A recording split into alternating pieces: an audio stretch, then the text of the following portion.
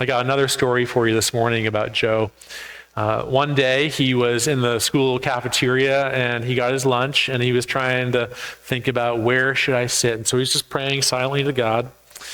Where should I sit? And so he noticed a student sitting by himself, dressed all in black, some eyeliner, kind of goth looking, right?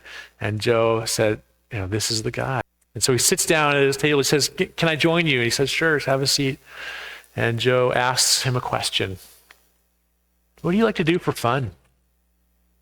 That's an easy question. Any of us can ask that, right? And so this student tells my friend Joe, I really like to play role-playing games like Dungeons and Dragons. Now, some Christians might think, run. Joe asks another question. He says, oh, really? What kind of characters do you like to play? He says, I really like to play vampires. Now, again, some Christians might be like, let's run for the hills, right? Get me away from this evil, right? I like to play vampires. Joe asks another question. Really? Tell me about vampires. What is it that appeals to you about vampires? So the student starts talking about vampires with my friend Joe. And he says, vampires, they're this cursed people. They're a tormented race.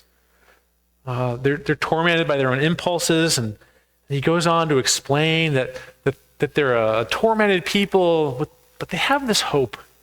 There's this ancient prophecy that one day someone would come and break this curse and bring peace to their souls.